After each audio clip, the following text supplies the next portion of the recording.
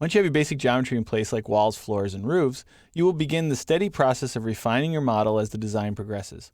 In many cases, you'll find that you need to cut holes in some of these other items, like simple passageways, or shafts for stairs, or shafts for elevators and equipment, or even skylights for dormers and roofs.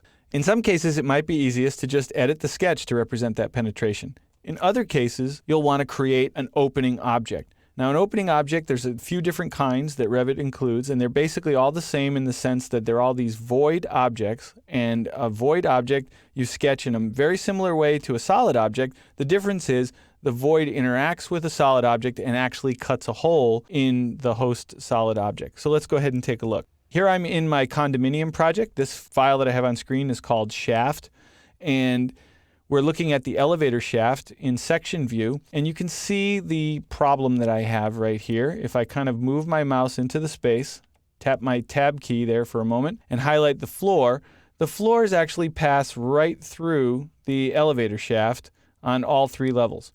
Now, one option would certainly be that I could select the floor, go ahead and click on it. I could do edit boundary. That would take me to sketch mode. Now, I want to point out one thing if I were to do that. Because I'm in section, Revit would actually ask me to switch to a floor plan. Just because you can't edit the sketch directly in section, you'd actually have to go to a floor plan view and look down on the sketch. I'm going to cancel out of here because this wouldn't be a very practical way to handle the problem I have, because I'd have to edit 3 separate sketches. Furthermore, if the shape of the elevator core changes, I'd have to go back later and edit 3 separate sketches. So a more efficient way to do it is to create a shaft opening, which would automatically cut through all of the parallel floors in one shot with one object. So let's go ahead and take a look at that. To create a shaft, I do need to work in plan. So I'm going to go to my level 1 floor plan, and I will zoom in on the elevator core. And actually, I didn't like the way I drew the shaft. I wanted to do it to the outside of the walls in retrospect, so now I get that opportunity. On the Home tab, over here in the opening panel, you can see that we have several different types of openings we can create, and we're going to go with the shaft opening for this example. Now, when I click on that, we're in a typical sketch mode. The model grays out. We've got a lot of similar tools that we've seen before, and while I could use pick walls, for this example, I'm actually going to just sketch the shape that I want just using a rectangle, just to show you an alternative. So I'm going to go over here and snap to this endpoint, and I'll come over here and notice that Revit will find the endpoint even though it's more of an apparent endpoint right there, and snap right there. As soon as I draw the sketch, you'll see these little lock icons appear. Now, it's not necessary that you click these, but sometimes it can be a pretty good idea, because if the shape of the shaft should change, the walls should move around, these locks will actually allow the sketch to adjust according to the new locations of the walls they're locked to. The only downside of that is sometimes it can generate error messages if Revit is unable to continue to maintain the relationship. Worst case scenario there is you have to click a button that says remove constraints. So it won't delete your whole object or ruin your model. It'll just mean that you'll have to go back and fix it manually. Not that big of a deal. So I'm going to go ahead and click finish. And let's take a look at what we got. So I'm going to switch back over here to my section view. And you can see the shaft is selected and highlighted, and it's kind of in the middle of the building. So I need to adjust it slightly. And I'll do that with these little grip handles, like so. And I want to make sure that it's tall enough to cut through the entire elevator. Now, at the moment, you're like, yeah, but it's covering up everything. That only appears that way when you have the shaft selected. As soon as I deselect it by clicking somewhere else, you can see how everything is now very nice and clean. That shaft is cutting through all of the horizontal objects in its way. It didn't cut through the walls, so it totally ignored the walls. So the walls are nice and clean, going vertically up, showing us a nice clean shaft, but it did cut through all of my floor slabs in one shot. So let's take a look at another example, a similar example. I have another file here called dormer. Now, this kind of an opening is designed specifically to cut through roofs to create dormer openings. So we can see that tool right here. I'm going to zoom in a little bit, get a better look. Now, the dormer structure I've created is nothing more than just a simple roof and 3 walls. There's not anything special about that. There's no like dormer object. And I want to do a little bit of cleanup before we get started with the dormer opening. The problem I have here is this roof just kind of intersects this roof, but they don't clean up very nice. So we're going to go to the Modify tab, and I want to use this Join and Unjoin Roof, But if you look at the picture here, you can see it's going to require me to click the back edge of the roof, and I can't see that right now. It's back there somewhere. So let me temporarily change this view to wireframe. That'll reveal that back edge.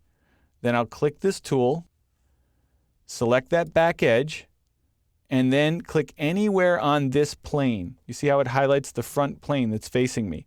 That will actually cut the entire back off that roof and make it match the slope of this current roof.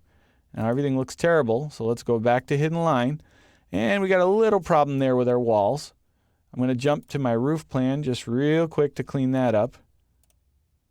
You can do that with these little grips. Easily enough, just drag them down. Return to my 3D view, and that's all nice and clean. The next step that I need to do is actually cut the hole in the roof right now, because you'll see that there's no hole here in the roof. So that's going to be the dormer opening. So we'll go to the Home tab, we'll click on Dormer. The first thing that it will ask me to do is to select the roof that I want to actually cut, and that's going to be this roof right here. That puts me in sketch mode, and then I can begin selecting the objects that I want to generate the sketch from. So I'm going to select the roof, and then the walls that make up my dormer, like so. Now that one, you can see it kind of went to the inside face of the wall. So all I have to do is just click the little flip grip, and that'll flip it around. Use my trim tool like we've done with other sketches. Clean things up, and then go ahead and click Finish.